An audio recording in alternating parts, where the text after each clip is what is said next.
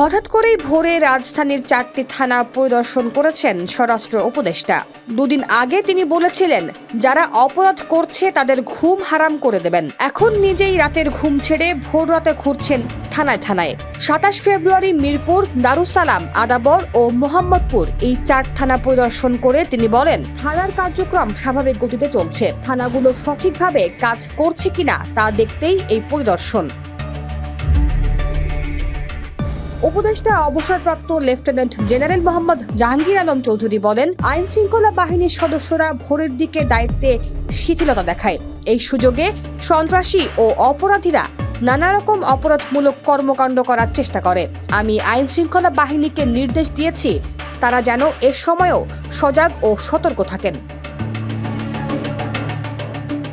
Baridhara DOH এর বাসা থেকে বের হয়ে উপদেষ্টা ইসিবি চত্বর, কালশী, পল্লবী, মিরপুর 10 হয়ে মিরপুর থানায় পৌঁছান। পরিদর্শন শেষে সেখান থেকে মিরপুর 1 হয়ে দারুসালাম থানায় যান। দারুসালাম থানা থেকে টেকনিক্যাল মোড়, শ্যামলী হয়ে আদাবর থানা পরিদর্শন করেন। পরবর্তীতে সেখান থেকে মোহাম্মদপুর থানায় যান। মোহাম্মদপুর থানা পরিদর্শন শেষে ধানমন্ডি 27 সংসদ ভবন, বিজয় সরণি, মহাখালী, বনানী হয়ে বারিধারায় নিজের বাসায় ফিরে আসেন।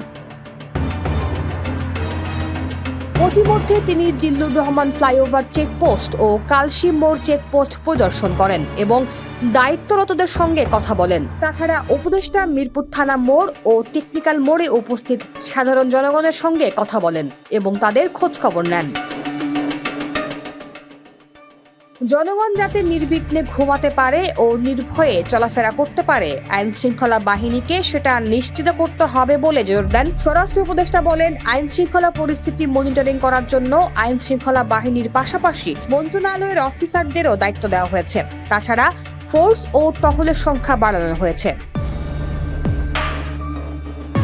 পাশাপাশি যারা আইন শৃঙ্খলা পরিস্থিতির অবনতি ঘটাচ্ছে তাদেরকে আইনের আওতায় নিয়ে আসা হবে বলে উল্লেখ করেন মোহাম্মদ জাহাঙ্গীর আলম চৌধুরী।